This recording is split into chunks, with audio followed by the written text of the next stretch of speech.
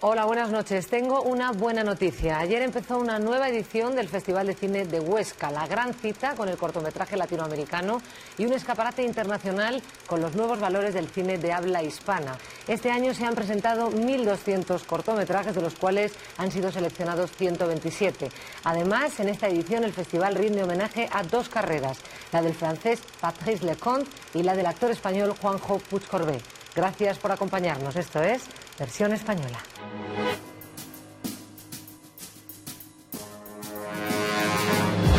Algo está ocurriendo en esta isla y creo que quieres ocultármelo. Tom, dime, ¿qué pasa con los niños? Es como si nosotros fuésemos sus enemigos. ¡Dime por qué lo has hecho! ¿Por qué?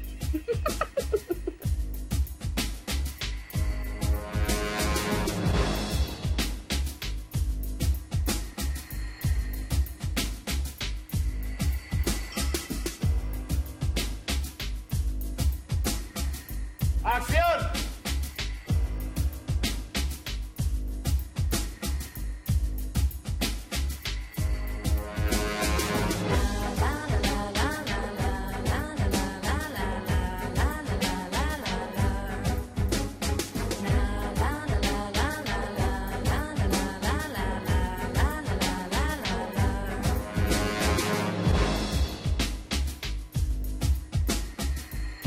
¿Quién puede matar a un niño?, rodada en 1976, dirigida por Narciso Ibáñez Serrador, es una pesadilla a pleno sol que dinamita cualquier idea preconcebida sobre la inocencia. Y el cortometraje Casa Paco, rodado en el año 2000, dirigido por Ignacio Nacho, nos muestra un rito familiar que se convierte en algo terriblemente extraño. Este es el programa doble de hoy y os presento a los protagonistas de la noche. Narciso Ibáñez Serrador. Chicho, buenas noches. Buenas noches, doña Cayetana. Director y guionista de la película, por lo que he de presentar a dos personas, creo, a Chicho y a Luis Peñafiel. Y a Luis Peñafiel, que ha Pues sido mi bienvenidos a los colaborador. Hay cosas que dedico a mi madre, de tus dos hijos, Narciso y Luis. José Luis Alcaine, director de fotografía de la película, buenas noches. Buenas noches. Bienvenido, porque nos ha costado muchísimo traerte, ¿eh? Esto lo digo ya así como... Trabajo. Como al oído, claro. Sí. O sea que es bueno, es bueno. Eso es bueno. Sí. José Luis Rebordinos, buenas noches. Buenas noches. Eres director de la Semana de Cine Fantástico y de Terror de San Sebastián y un absoluto experto en la materia, así que gracias por venir. Gracias a los tres por venir a hablar de este desasosegante clásico popular de junio. Y yo sé que siempre que se habla de Chicho Ibáñez Serrador, pensamos irremediablemente en el mundo de la televisión, que su faceta como cineasta no es tan conocida, pero he de deciros que es un punto de referencia absolutamente fundamental en el panorama internacional cuando se habla de cine fantástico español, y por eso esta versión española quiere ser un homenaje al Chicho cineasta y quiere reivindicar esa filmografía corta pero fundamental. Así que, Chicho, quiero preguntarte lo primero. ¿Tú crees que tus apabullantes éxitos en materia televisiva han hecho que no pudieras dedicar más tiempo del que hubieras querido, a lo mejor, y con todo tu talento, al Chicho cineasta? Mi apabullante estupidez. A ver, ¿tu apabullante estupidez? Sí, total. En cuanto termine este programa, pues vuelvo a hacer algo de cine. A ver en si es cuanto verdad. termine este programa... Así te pues... empujamos. No, pero es que este programa fueron años y años y años y años y años, y hoy comprendo que de las muchas cosas que uno se equivoca es en haber dedicado tanto tiempo, no a la televisión, sino a un programa, ya sabes cuál es, no hay que nombrarlo, que estuvo aquí en esta casa 20 y tantos años. 20 y tantos años. Sí, no era necesario. Debería haber sido 4 o 5 años y ya estaba bien.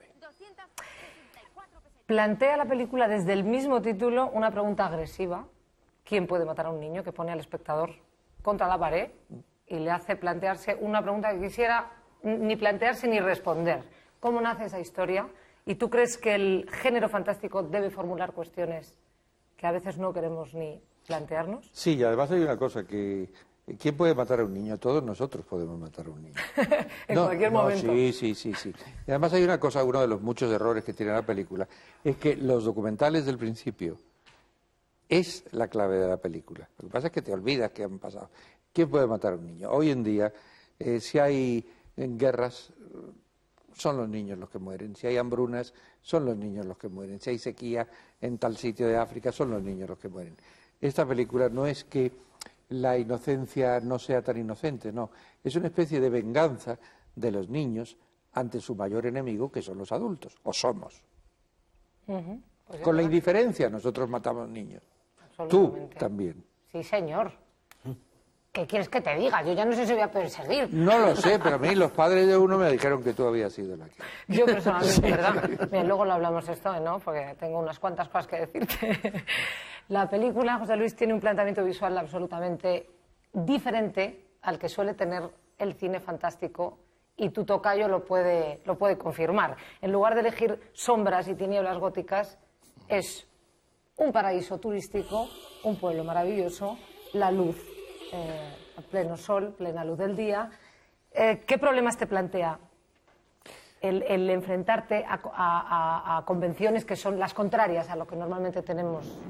Bueno, yo creo que lo que no es un problema. Yo estaba encantado en el sentido de que me parecía que las películas de terror siempre han abusado de las noches, de las sombras contra las paredes, del tipo de parafernalia que les acompaña.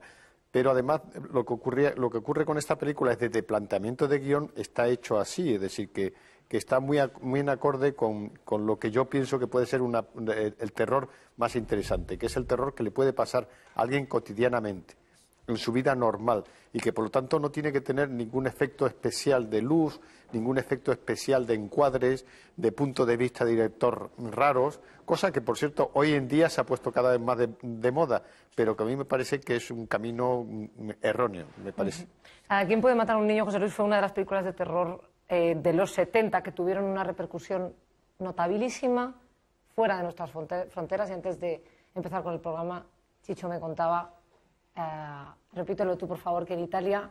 En Italia hizo más dinero que Tiburón. Que Tiburón, que es que son fenómenos... Sí, el error está en que la productora se empeñó en que toda la película fuese doblada, que es la que veremos ahora. Por desgracia vamos a ver la versión doblada, sí. Claro, porque la falta de comunicación que da el desconocimiento del idioma es muy importante, y aquí se producen diálogos a veces totalmente de sordos. O sea, ¿ha visto unos niños? ¿Sí he visto qué? Unos niños. ¿Unos qué? Niños. Ah, niños, sí, niños. Entonces ya es de broma. Claro, exactamente. La impotencia y la angustia que sienten los dos protagonistas de la película al no hablar castellano, al no hablar la lengua, pues eso ayuda muchísimo a la historia, ¿no? Le preguntaba al experto que en los 70 hubo alguna otra película española que también tuvo mucha repercusión en el extranjero y también estaba ubicada en el género fantástico y de terror, como No profanar el sueño de los muertos, de Jordi Grau, o La campana del infierno, de Green Hill. ¿Qué crees tú que aporta la mirada española a un género que tenía tantos años de tradición anglosajona? Bueno, yo pienso que en los años 60-70 se va a hacer un montón de películas de género fantástico y de terror en España, que yo creo que han sido tratadas injustamente en general por la crítica española. Que no por el público, porque han sido que me taquillazos. perdonen mis amigos críticos, ¿no? Pero sí es verdad que no se les ha reconocido muchas de las cosas que se les ha reconocido fuera, ¿no? Es verdad que se produjo mucho que tuvo éxito industrial y éxito también de público, que a veces no tenía la calidad suficiente, pero también es verdad que hubo una serie de directores y de actores y de autores que dotaron a las películas de una calidad especial, ¿no? Y de hecho yo creo que el éxito de una película como ¿Quién puede matar a un niño?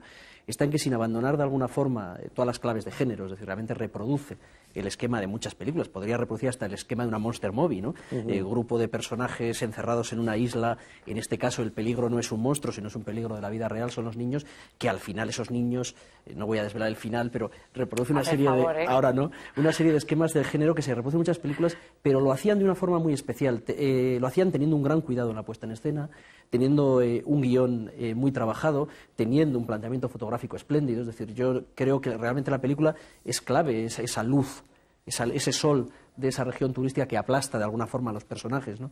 Entonces, yo sí que pienso que se hizo un cine de mucha calidad y pienso que esta película es una de ellas, ¿no? Y además pienso que esto lo va a ver el espectador de esta noche, ¿no?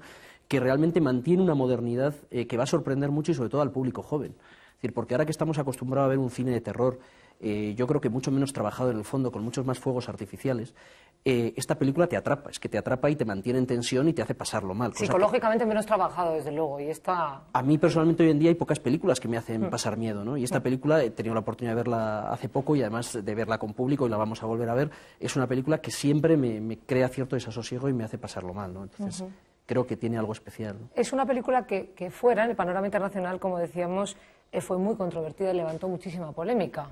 Sí, y a mí me gustaría que me contarais por qué creéis vosotros ¿Dónde está la polémica en esta película, Chicho? La polémica en esta película, y que me perdonen los críticos, a los cuales respeto, por supuesto, se inició en Italia, porque hubo un periódico que al hacer la crítica dijo que era la más brillante defensa al fascismo franquista que se había rodado nunca. Y desde otro periódico, otro crítico le contestó que estaba totalmente equivocado. Que era un himno al maoísmo. Y entonces unos decían que era una película totalmente de la izquierda más izquierda y otros de la derecha más derecha. Y recuerdo que vinieron de la RAI y de otros canales italianos a preguntarme, bueno, pero ¿y usted qué opina? Porque era un fenómeno de taquilla en Italia.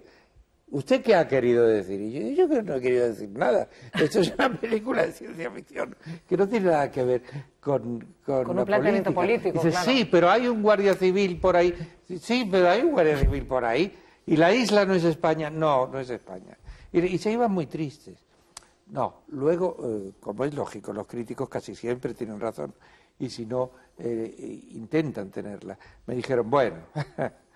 Eso es lo que usted ha querido decir. Pero el subconsciente de los realizadores hace que se filtre... Bueno, entonces me quedé callado y que piensen lo que quieran. Se peleaban entre ellos. Sí.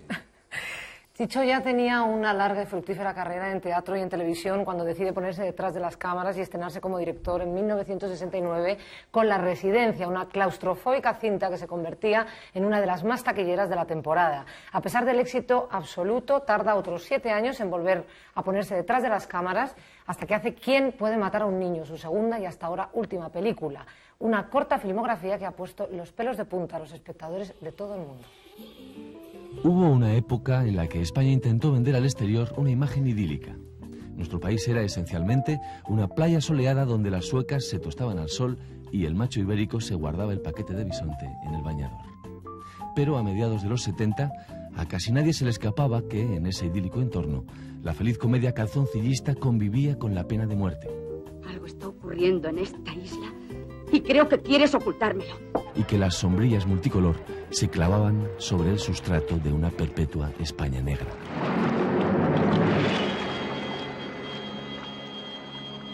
¿Quién puede matar a un niño?, segundo largometraje de Chicho Ibáñez Serrador, recogía esas tensiones ambientales para transformarlas en un perdurable cuento de horror de alcance universal. Como la contemporánea Tiburón, la película de Ibáñez Serrador se impuso el desafío de prescindir de los tradicionales recursos estéticos del género. Su sentido de lo siniestro florece en espacios abiertos, bajo un sol de justicia reflejado en cegadoras paredes encaladas.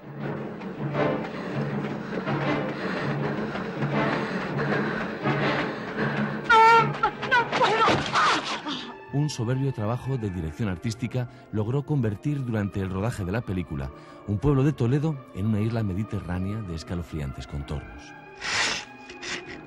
En las calles sí que había que hacer bastantes transformaciones. Es decir, si teníamos, por ejemplo, en el horizonte una cosa que era imposible que estuviese en Menorca, pues hacíamos un arco de lado a lado de la calle, un arco blanco, y pintábamos todo lo que veíamos de blanco, más lo renovábamos todo y ya aparecía otra cosa. Las portalones esos tan clásicos de Toledo, que son esas puertas grandes, enormes, secas y áridas y feas, pues las pintábamos de azul. O sea que el pueblo de Toledo quedó completamente transformado en color y incluso en arquitectura. Una atmosférica banda sonora del malogrado compositor Waldo de los Ríos y el sabio control de la tensión de Ibáñez Serrador se dieron la mano en una pesadilla veraniega muy difícil de olvidar. Mucho antes de que oyéramos hablar del síndrome de la clase turista, ¿Quién puede matar a un niño?, demostró que el turista es por naturaleza vulnerable y, en según qué casos, un buen ingrediente para preparar una sádica variante de la sangría local.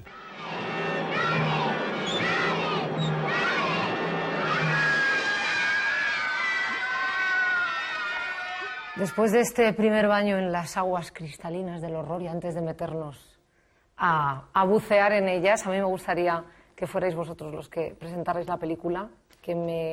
José Luis, por ejemplo, ¿por qué piensas que nos sigue resultando incómoda la hipótesis que plantea y por qué crees que no ha envejecido Bueno, evidentemente no envejecen las películas que están bien, ¿no? Que son buenas películas.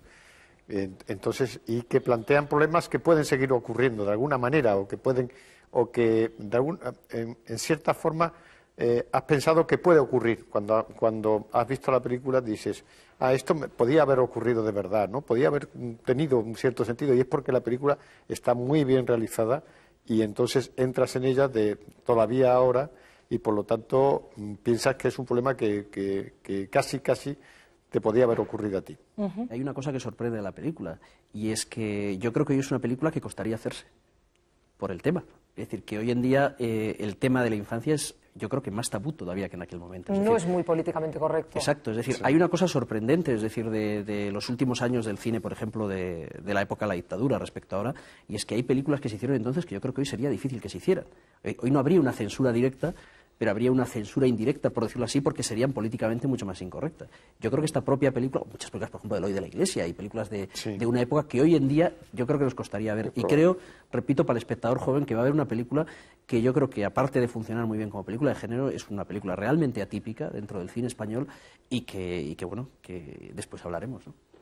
Bien, pues vamos a pasar a verla, si os parece, lo tenemos ya. Cuando ya estemos absolutamente aterrados, ya hablamos con más profundidad.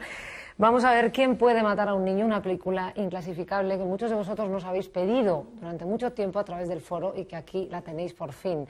Cuenta con la luminosa fotografía de José Luis Alcaine, que consigue sacar un estremecedor partido de materiales que no son nada habituales, como decíamos antes, en el cine fantástico y de terror, y que confirma que Chicho es un maestro para contarnos pesadillas y dejarnos absolutamente aterrados. Además, sin cortes publicitarios. Nos vemos luego.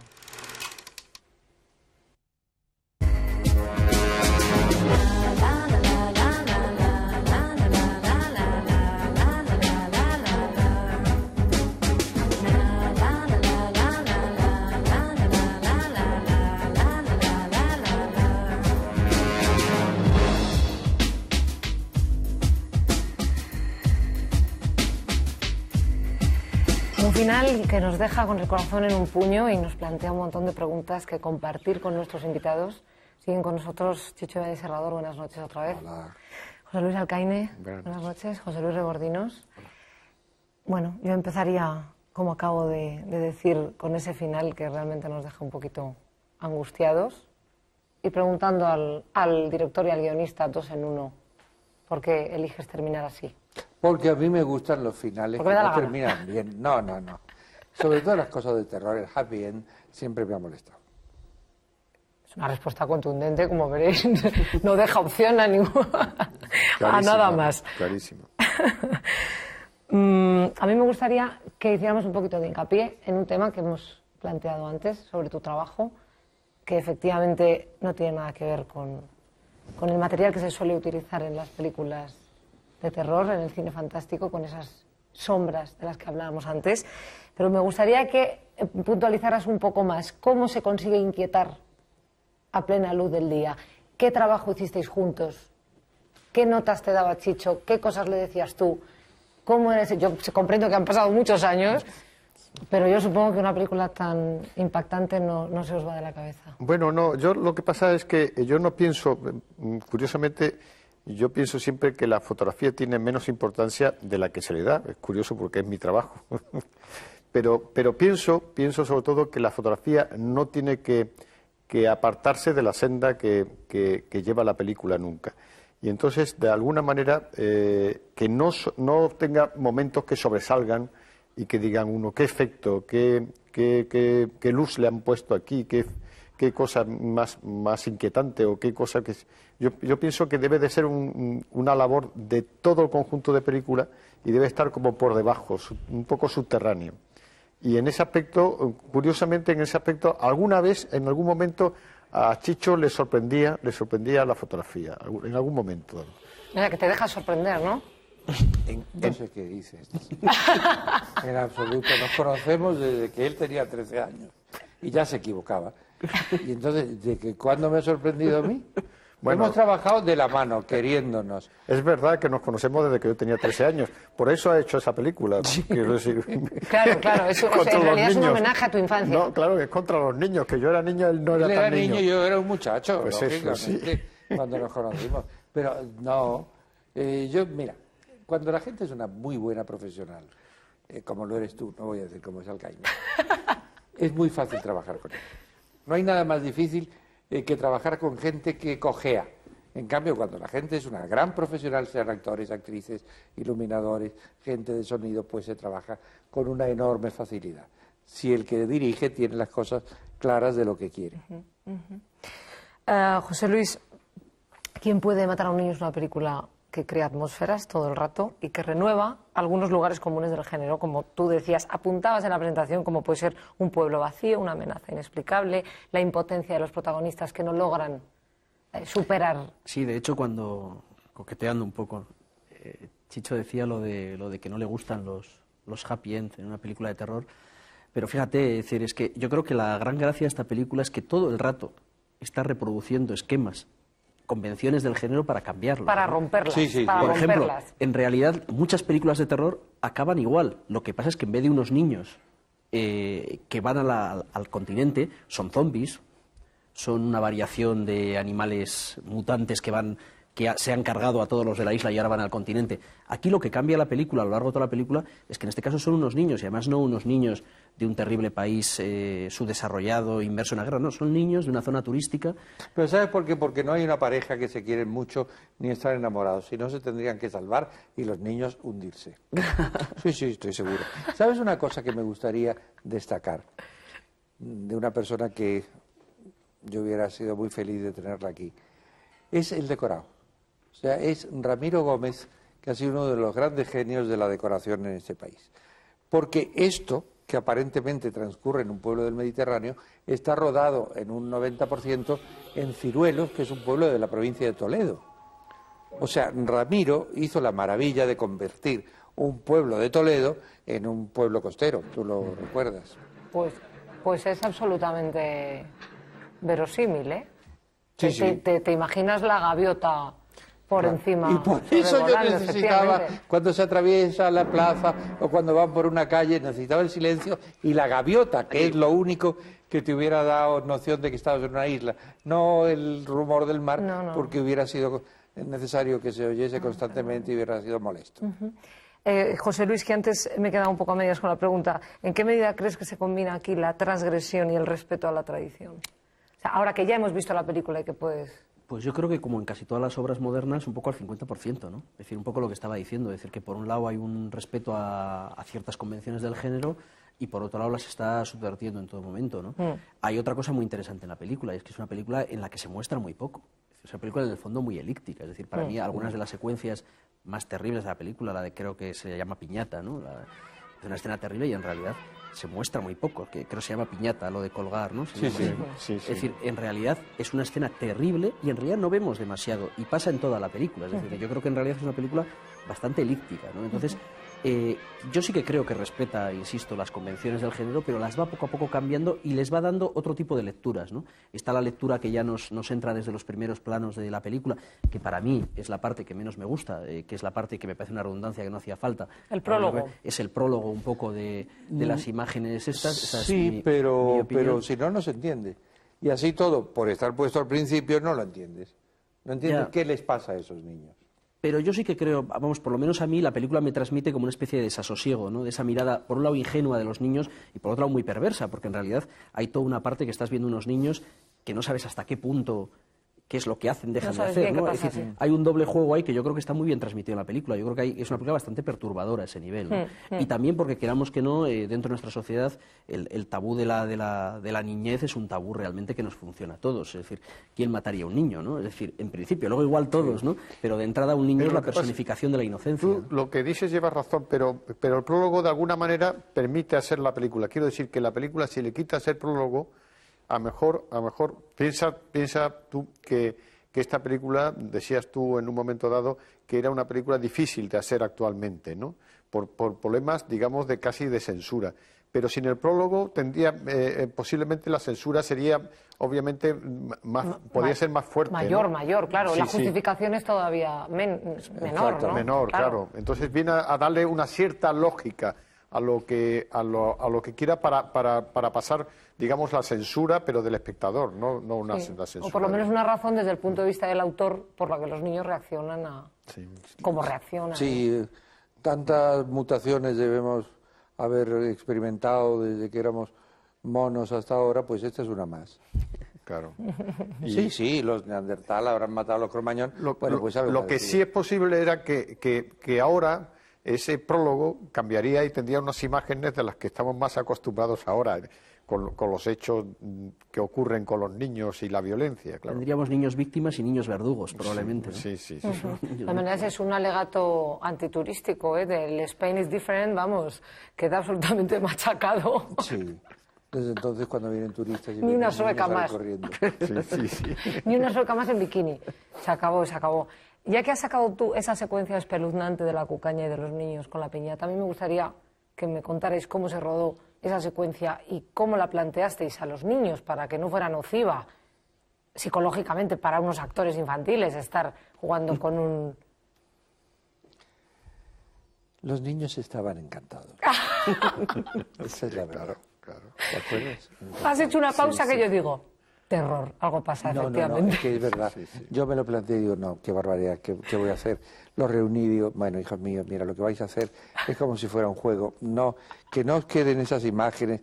Y los niños pedían más piñatas, más muertos, más sangre. Los Estaban niños encantados. querían sesos. Los niños... Ellos iban directamente a la neurona, claro, a la neurona del abuelo. Estaba clarísimo. O sea, que nada, no, bueno, en fin. ¿Ves cómo efectivamente pisamos unas arenas movedizas con lo de la infancia? Los niños tienen su cosilla, sí. ¿Cómo?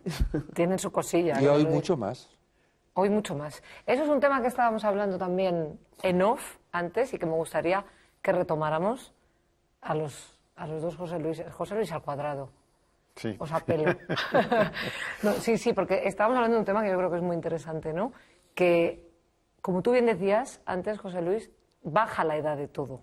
Y también baja la edad de la violencia. Y ahora mismo, yo creo que, tanto en los cineastas con la ficción como en la realidad, hay un hábito de ver cómo los niños se agarran del brazo a la violencia con mucha más facilidad. Y los niños matan, y los niños son crueles, y los niños cogen un revólver, y los niños, Cayetana, ven televisión. No te lo digo por hacer una frase. Que estoy totalmente de acuerdo contigo. Yo soy un absoluto convencido de que cuando se habla de la violencia en televisión no se puntualiza en qué puede degradar la violencia por televisión. Es que un niño, si ve una película o una serie donde alguien mata con un cuchillo a una anciana, va a correr a la cocina, va a coger un cuchillo y va a matar a la abuela. No. Lo que pasa es que hay tanta sangre, tanta muerte, tanto asesinato por televisión, que los niños se acostumbran a verlos. Se acostumbran. Y ya no le dan importancia. Y ya no se distingue, ya la barrera entre el bien y el mal no se sabe cuál es. No, y por eso cada día son más jovencitos. Y cada día se acostumbran más. Y cada día todos nosotros hacemos que el atasco sea más grande porque pasamos despacito, sobre todo los españoles, cuando hay un accidente en carretera, para ver si vemos algo. No seguimos, no. Pasamos despacito para ver si vemos los sesos de ese señor que se ha escacharrado con el coche allí adelante. No. Nos va insensibilizando esta tremenda cantidad de violencia que vomita la televisión. A mí lo que me da la impresión es que, al margen de ese debate sobre las condiciones de la sociedad, hay un debate pendiente que es un poco establecer dónde está hoy la mayoría de edad, ¿no? Para todo, ¿no? Porque yo creo que la sociedad hoy en día está un poco perdida. Es decir, hoy con 16 años un chaval es un niño. Pues unos sí, otros no. Pero realmente cada vez a mí me da la impresión que esos 18 años va quedando muy lejos ya para una mayoría de edad, que los niños se hacen adultos mucho más rápido, ¿no?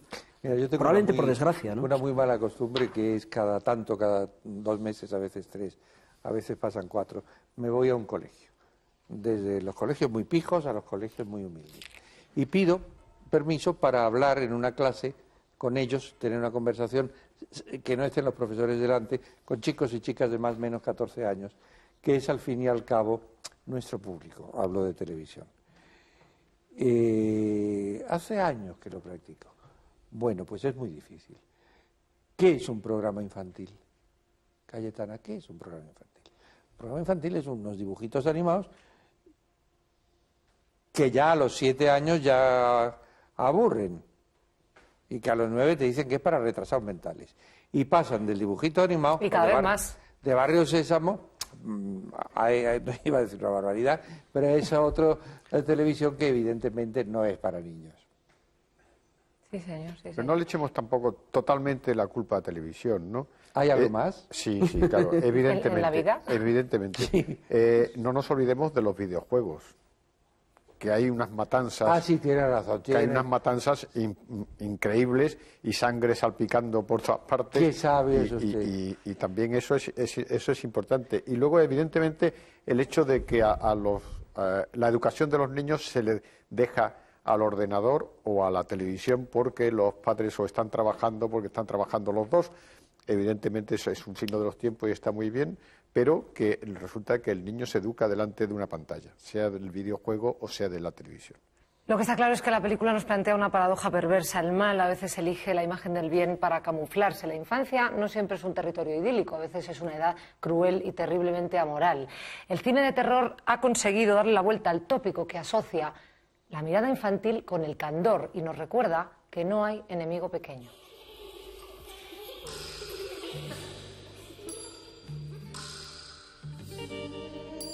Mírame, Damian. Lo hago por ti.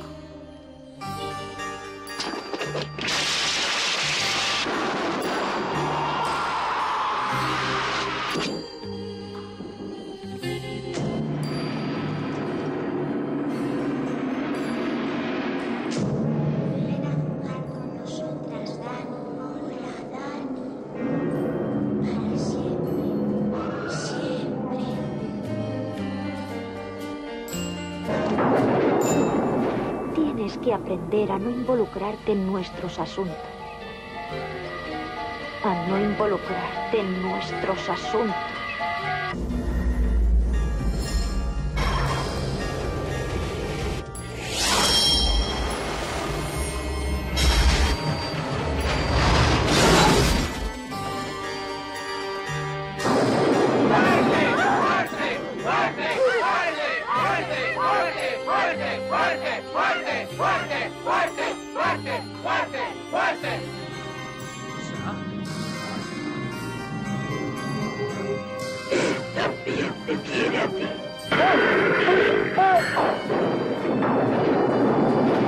Por favor, estate quieto.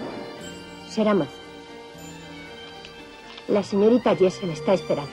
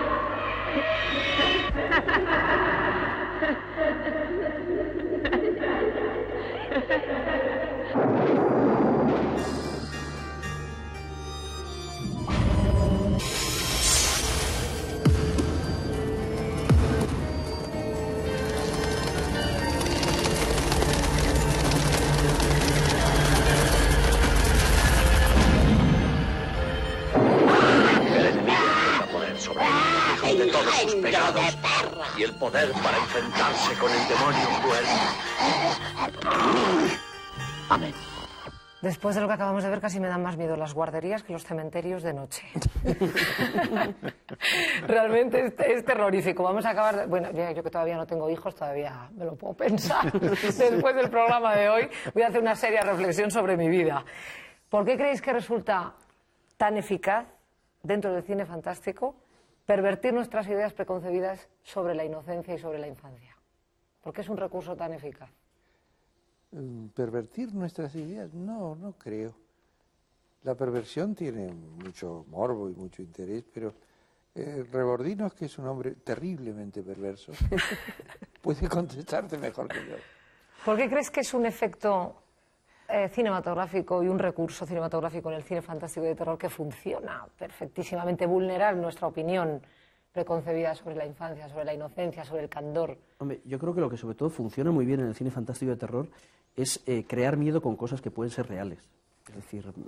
claro, cercanas. Exacto, es decir, realmente cuando ves una película de monstruos sabes que eso no tiene ninguna posibilidad de ser real, es decir, permites creértelo, ¿no? Y sin embargo, cuando de alguna forma usas cosas que en la vida normal pues no son peligrosas, pero las conviertes en algo peligroso, respetando una serie de leyes lógicas de la propia realidad, yo creo que eso es lo que lo convierte en algo realmente perturbador, ¿no?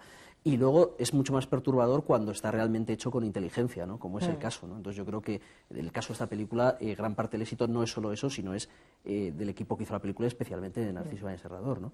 Que yo no me gustaría acabar sin decir que muchos seguimos esperando ese tercer largometraje de cine fantástico y de terror que todavía nos debe a los aficionados al género. Después de este homenaje chiquitito, te podías animar, Chicho. Por supuesto que sí. Pero yo te digo, insisto, con la maldad de la televisión. No, y con lo que le pasa a los niños de hoy. Y te digo que el ir a los colegios y hablar con ellos te aclara muchas cosas. ¿Sabes la otra cosa mala que tiene la televisión? Y no me digas que no vas a estar de acuerdo conmigo. Que ha matado al libro. El libro, cuando un niño lee o cuando nosotros leemos, proyectamos, imaginamos lo que estamos leyendo. La televisión, el cine, te dan las cosas imaginadas y muchas veces... hechas y cerradas. Mal imaginadas, imaginadas por otros. Y entonces, esto que no deja de ser un músculo, que hay que ejercitarlo, van ejercitando los niños, no se acostumbran a imaginar, dejan muerto la capacidad de imaginación. Y eso es terrible. Estoy de acuerdo. Sí, absolutamente de acuerdo. Yo creo que ahí estamos de acuerdo. Sí. Esta película... de alguna manera recuerda a Los pájaros. Yo no sé hasta qué punto Hitchcock fue un referente para ti o tienes una pasión fundamental, que haces un cameo y todo, como hacía él. Sí, eso lo he hecho siempre, por respeto a él. Pero homenaje. Sí recuerda a Los pájaros, sí. ¿Verdad? Que es como una... Y ese prólogo justifica esa rebelión, cosa que en Los pájaros, pues eso, por ejemplo, no está... justificado ni tiene por qué estarlo, quiero decir, que los pájaros se rebelan y punto. Sí. Aquí, pues, bueno, intuimos el porqué, aunque puedas estar de acuerdo o no, ¿no? Está claro. Pero sí recuerda, es verdad que es como una... Sí. Aparentemente sin motivo, pero... Que no es así, yo no me inspiré en Los pájaros, pero tiene que ser porque mucha gente me dijo, tiene que ver con los pájaros. Tiene que ver, claro. Bueno, sí, tiene que ver, claro, porque los pájaros son también una especie animal, digamos, inocente, y claro, también se revela. Que de pronto, claro, sí, que se revela. Es la inocencia ante... Sí. A medida que crece la tensión de la película, los planos se van acercando más a lo reconocible del cine de terror. Van siendo más claustrofóbicos, más asfixiantes, se va subrayando más la impotencia de los protagonistas. ¿Vosotros os planteasteis esa progresión hacia lo cada vez más siniestro en el lenguaje formal? Es una cosa... Yo creo que es una cuestión de ritmo, ¿no? Que la progresión la exige el mismo momento. El mismo guión, ¿no? Desde el guión, claro. Desde el guión ya eso se plantea. Y la música de Waldo de los Ríos. También. ¿Qué es cuando nos dijimos los dos? Dice, ¿qué le ponemos aquí al ataque de los niños cuando están en las celdas, en la cárcel? Están ellos dos. Y me dijo Waldo, que eran músicos extraordinarios. Sí, yo creo que la música que le hubiera puesto a los pájaros, como a los pájaros, y ahí esa fue la primera referencia, ¿no? La primera referencia. Hizo una cosa como de clic, sí, Waldo interpretaba todo y creaba de una manera maravillosa. Pero, en fin. Chicho, cuando se distribuye la película en Estados Unidos, el título parece ser que parece demasiado fuerte y que se cambia por La isla de los malditos. ¿Tuviste que pasar algún otro tipo de censura fuera de...? Bueno, esta película fue tremendamente rechazada en Estados Unidos por excesivamente fuerte. Una cosa que no hemos hablado casi de los actores, del reparto. Tú te has declarado amante de los actores anglosajones en un montón de ocasiones. Y en la película cuentas con dos actores que son Lewis Fiander, que participó en una de las películas de la Hammer, el Dr. Jekyll y su hermana Hyde, y Prunella Ransom, que también aparecía en Lejos del mundanal ruido. Es cierto que una de tus primeras opciones fue Anthony Hopkins para el casting. Sí.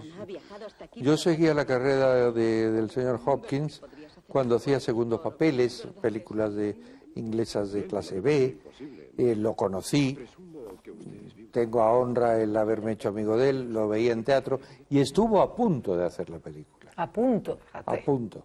Entonces hoy me recordaba José Luis y dice, tú odiabas a Lewis Fiander.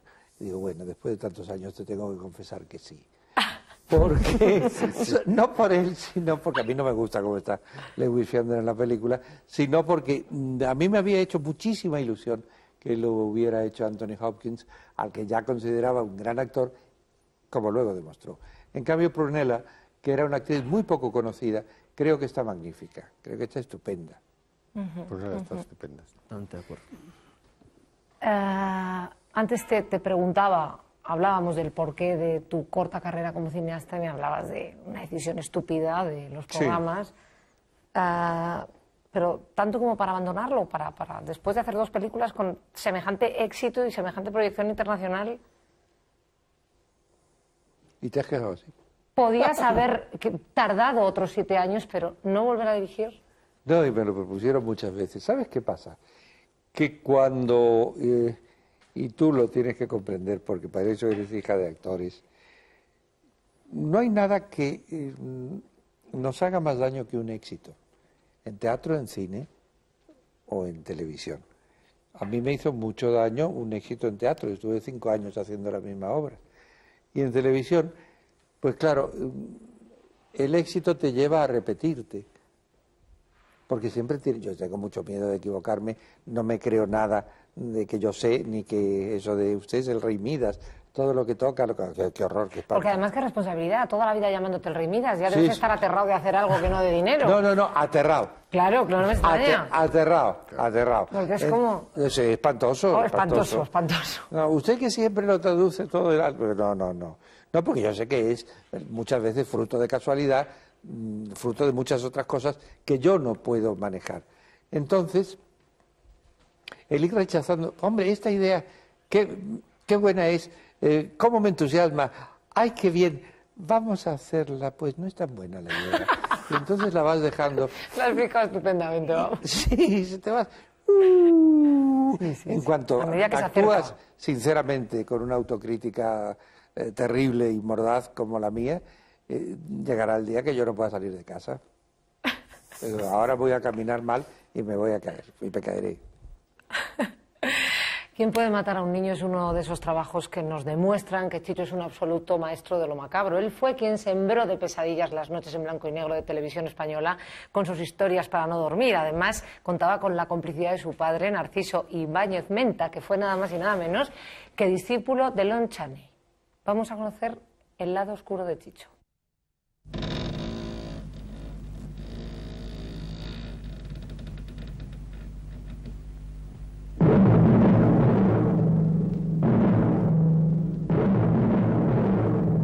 Cuando esta impactante cabecera irrumpía en los televisores españoles de los 60, los telespectadores de la época sabían que les iba a costar mucho conciliar esa noche el sueño. Series como Historias para no dormir y Mañana puede ser verdad. Películas como La Residencia y ¿Quién puede matar a un niño? O ciclos como el legendario Mis terrores favoritos demuestran que hay otro Chicho más allá de rentables hallazgos como 1, 2, 3, Waku Waku o El Semáforo. Un Chicho, en suma, que fue nuestro Ross Serling, el guardián de nuestras pesadillas, un artesano del sobresalto que nos educó con mano maestra el gusto por lo siniestro.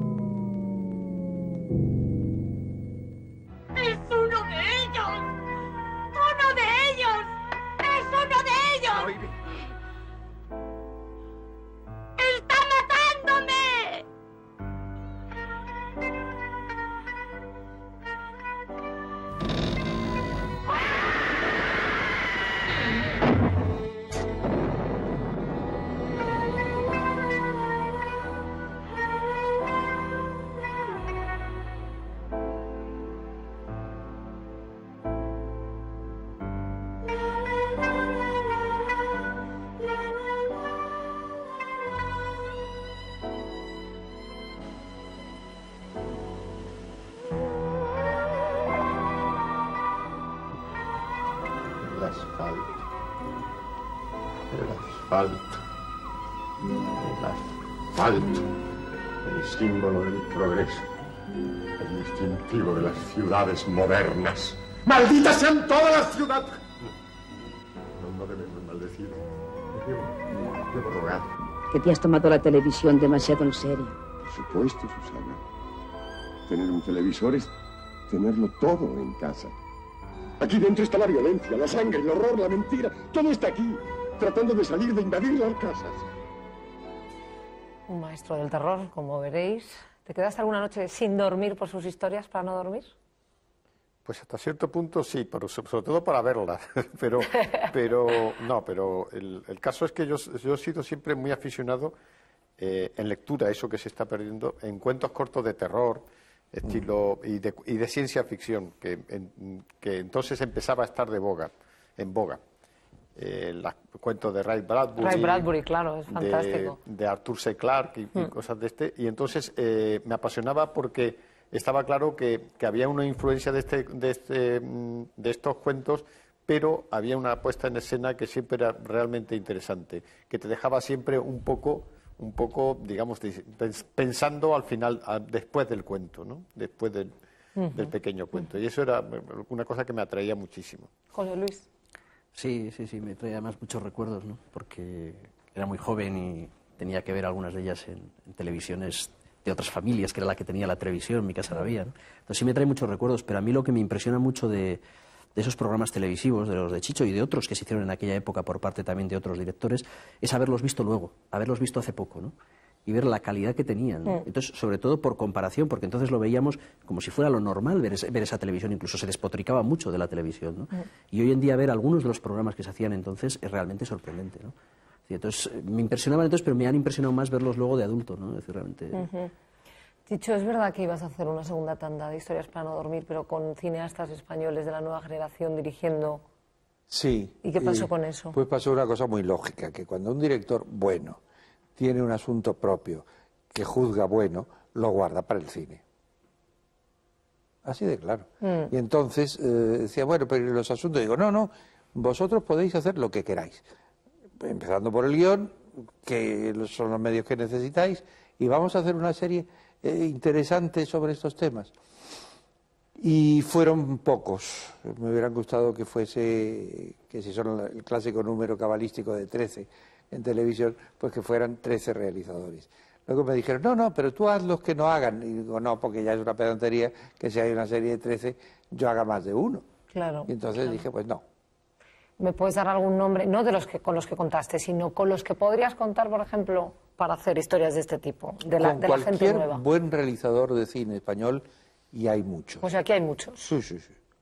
Y digo de cine, aunque hoy en día la técnica es prácticamente lo mismo si te dejan tiempo para montar.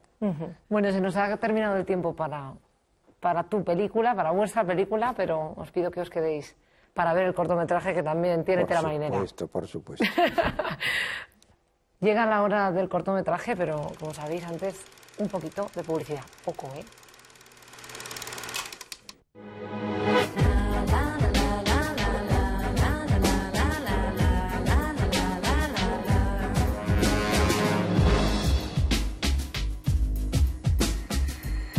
Hoy emitimos Casa Paco, otro de los cortometrajes seleccionados para nuestro concurso versión española SGAE. Se rodó en el año 2000 y es un cortometraje que ha recibido varios galardones, entre ellos el primer premio en el Festival de Palma de Mallorca, el del Centro de Estudios Cinematográficos de Cataluña y el premio a la mejor música original en el Festival de Cine de Alcalá de Henares. Aquí está con nosotros su director, Ignacio Nacho. Buenas noches. Buenas noches. Para hablarnos de su cortometraje, a mí me gustaría que fueras tú directamente quien lo presentaras y quien dijeras al público qué es lo que querías contar, porque es una película muy particular y seguro que lo haces tú mejor que yo. No te creas. Bueno, fundamentalmente yo lo que persigo es que cada espectador saque una conclusión y no antepongo el criterio de un individuo sobre el otro, ni siquiera sobre el mío propio. Sí, es una cosa que me preocupa especialmente en el cine. Me molesta que el director coarte al espectador. Me interesa que el producto tenga muchas ramificaciones y que diferentes espectadores viendo un mismo producto puedan sacar conclusiones completamente opuestas. Así que lo que pretendo decir es lo que cada uno pretenda entender.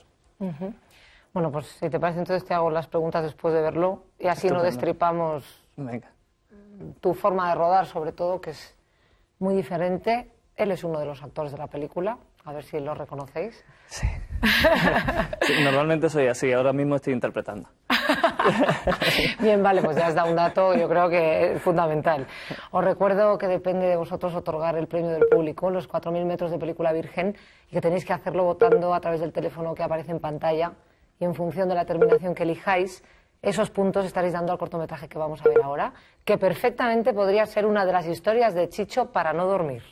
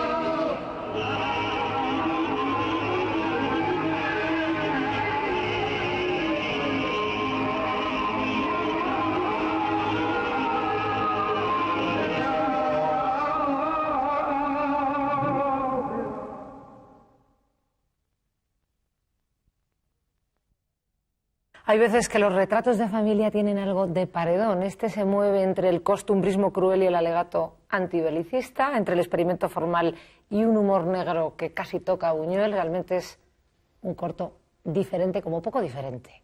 Os recuerdo otra vez que depende de vosotros el premio del público, que ya podéis votar al teléfono que estáis viendo ahora mismo en pantalla y que dependiendo del último número que marquéis, esos puntos estaréis dando a Casa Paco, el cortometraje que acabamos de ver.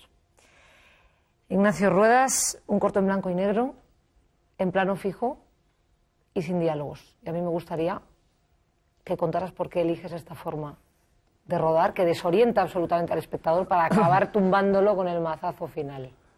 Bueno, si quieres ahora hablamos de este tema, pero antes me gustaría, si puedo, decirle a todos los espectadores que por favor, si me votan, que me den una puntuación muy, muy baja, porque si consiguiera por casualidad el premio del público me ibais a poner en el compromiso de tener que rodar otra vez para amortizar toda esa cantidad de metros de película. O sea, una vez que está zanjado este tema... ¿No piensas volver a rodar o qué? Pues preferiblemente no. Aterrado, como Chicho. En fin. Ya, pues bueno, pues os podéis ir a tomar algo los dos y os dedicáis a otra cosa, porque claro... Mi próximo proyecto es montar una mercería. ¿Montar qué? Una mercería. Le aplaudes, ¿verdad? Bueno, pues nada. La mía se llama Charito. La mía, Antonio. Y aquí salen siempre proyectos y no tienen por qué tener que ver con el cine español. Bueno, cuéntame, por favor, ¿por qué eliges esta forma de rodar? Pues yo siempre he procurado que la manera de rodar se adecue en todo momento al concepto de la historia. Y el hecho de rodar en cámara lenta era una manera de acentuar la vulgaridad de la vida de unos individuos. Normalmente cuando se utiliza la cámara lenta es para destacar algo relevante y yo precisamente quería darle relevancia a esa cotidianidad. Quería acentuar lo cotidiano y lo anodino de las vidas de la mayoría de nosotros, ¿no? Háblame ahora de ese personaje que eres tú en la vida real y que ahora estás suplantando por... Me está costando un trabajo horrible, ¿eh? Pues estás bien, ¿eh? ¿Está pasado de ensayos o no, Chicho? ¿No? Lo ves ahí bien, ¿no? Yo lo veo correcto. Lo ves bien, comedido. Tú si no, dirígelo, ¿eh? Porque no, está muy correcto. Está bien comedido. Háblame de ese personaje. ¿Por qué decides participar y además en un personaje tan extremo como el que haces, ¿no? Bueno, decidí participar. En primer lugar, tuve mucha suerte en el casting. Conmigo mismo. Sí. Y después me parecía interesante participar porque para mí tiene ahí le doy una lectura a esa intervención y es la marginalidad del artista en la sociedad en la que se desenvuelve. Antes lo estábamos comentando y yo reivindico el corto como obra de arte absoluta. Me duele mucho que el corto que se desvirtúe convirtiéndolo en una especie de llave que te abre la puerta del largometraje. A mí eso me resulta artísticamente ofensivo. ¿Tú lo defiendes como género en sí mismo? Por supuesto. Me parece una grosería que el corto se desvirtúe de esa manera. Entonces, bueno, era un personaje que al interpretarlo yo ya trascendía más allá de la historia en sí que estoy narrando. Estaba reflejándome a mí dentro de una historia, pero con respecto a mis circunstancias cotidianas. Bueno, es algo así. Y háblame también de la música. Bueno, la música la compone Antonio Melibeo, que es un buen amigo mío y la verdad es que tenemos una compenetración muy buena. Él ha trabajado conmigo en algunas películas y yo siempre procuro rodearme de colaboradores a los que prefiero darle el menor número de consignas posibles y que ellos se inspiren de la propia obra. Delego, hay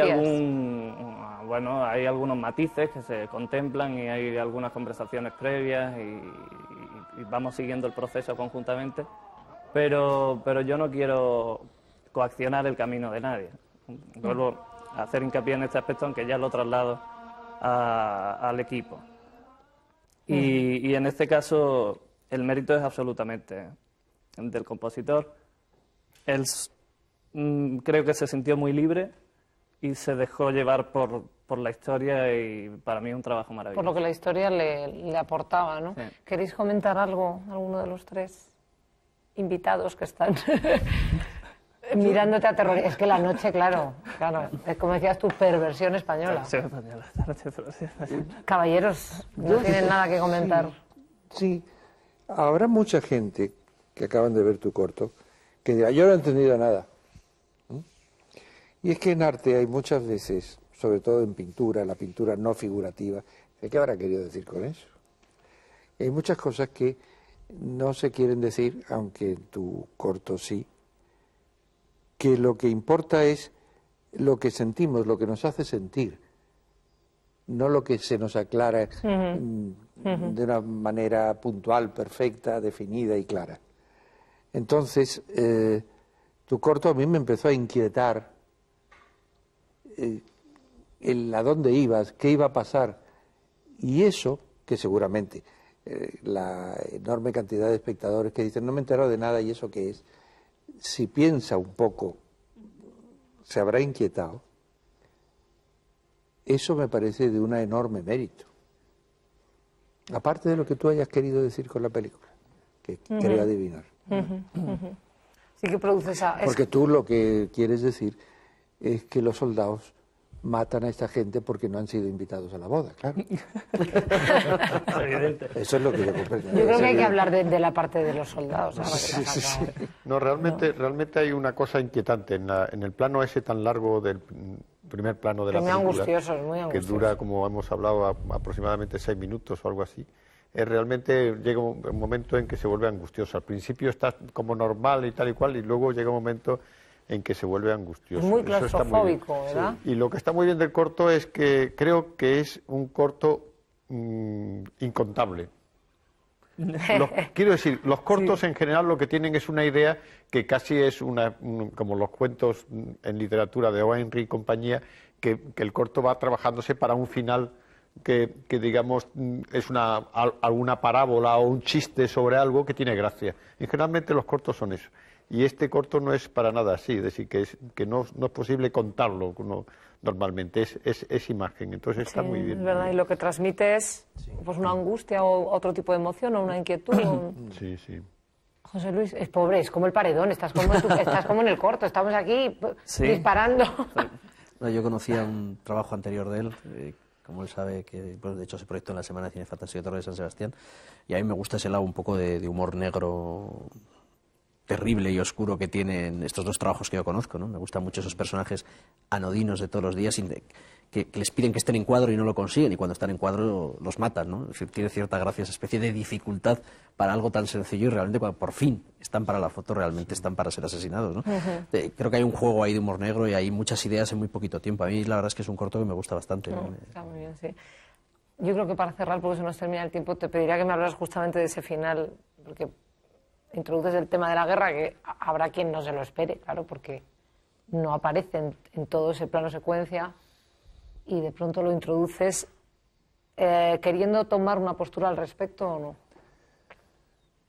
Quiero tomar una postura al respecto, claro que sí. Yo sobre todo quería hacer un trabajo sobre los inocentes, pero no sobre los inocentes como necesariamente las víctimas de la guerra o las víctimas del hambre, sobre los inocentes desde el punto de vista del universo, de todos nosotros que somos inocentes porque realmente estamos a expensas de lo que nos depara el destino.